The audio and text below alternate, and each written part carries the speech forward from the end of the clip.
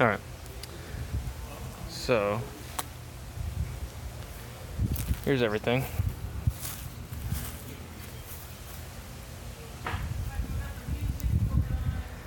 I got them tied up. The rain flies tied up to these in 4 spots to the ground. So there's one spot. There's another spot.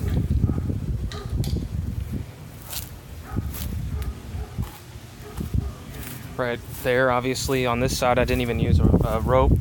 I put it straight into the ground so that it's more of like a wall on this side. Here's the 4th spot. It's tied up here. I have it go down right over there. As far as the ridge line, I have 2 ridge lines. I have one that holds up the rain fly, and I also use it to clip the bug net in. So this ridge line goes all the way here.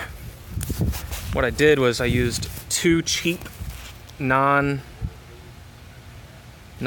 bearing carabiners to hold the ridge line for the tarp or the rain fly. Since, I mean, these aren't rated for any kind of weight, but I'm sure they can hold at least like 10 pounds. So it's strong enough for the wind and stuff like that. The second ridge line is actually attached. So let me show you this real quick. First, I have the straps instead of the ropes. So the straps just go around. I use the straps for everything, but the second ridge line is actually on the straps. It's what they call a structural ridge line. So I have this climbing grade carabiner here. Try to keep all this in focus if I can. Whoops.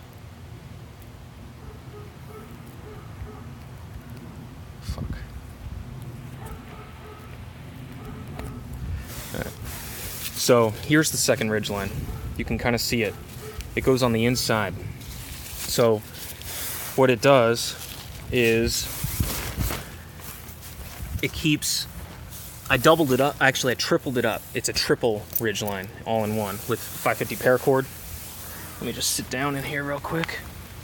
Okay. So what this ridge line does is it adds structural stability to the hammock so that the hammock will not tip over now. I can lean all the way back, put my feet up, whatever. I'm not going anywhere. It's also the 550 paracord, so I got it at Lowe's. True 550 is called 550 because it can hold 550 pounds. Theirs only said it could hold 110 pounds, so I tripled it up. So that's, by their calculation, it should be at least 330, but if it's real paracord, just one strand should hold 550. It's nice and taut. I can barely move it. Here's the inside of the hammock. I got my little blow-up pillow. I have my jungle blanket, my little survival whoopee. What else? That's about it. I'll just show you a little more of the straps real quick, just so you can get an idea of what's going on here. So everything is essentially attached like right here. So I have the structural ridge line attaches to this clip I also got at Lowe's. This says it can hold 800 pounds. So there's one on each side. That these are, I tied like a slip knot, like loop knot kind of deal to hold this on. It's really strong. And then the bug net, I stuff everything in the bug net for 2 reasons.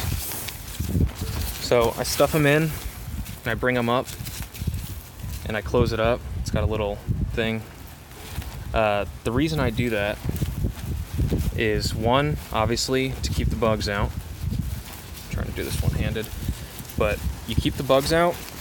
But see, I actually bring it above that clip. I bring it all the way over, so it's literally just around the strap on both sides.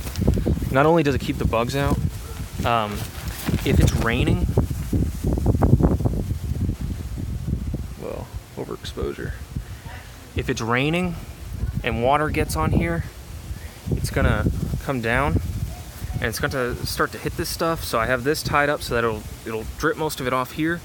But if it makes its way down, instead of going inside, it's gonna pool up around this and drip off it here. So I have it that way on both sides. I think that's a good way to do it. I think that's how everyone should do it. But yeah, other than that, I'll probably end the video here, but you can see it's pretty nice setup, pretty easy setup. Nice and strong.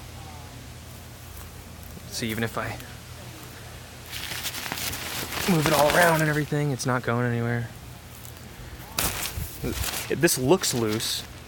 I noticed in the pictures this looks very taut, and I could probably get it that way, but being my first time, it looks a little loose, but it's not that loose though. Once you're in here, the wind moves this a little bit. Like this side's more loose than the other side, but this is like my wall, so I don't really mind that. But over time, I'll just get better at it. But all right, man, I'll end the video here.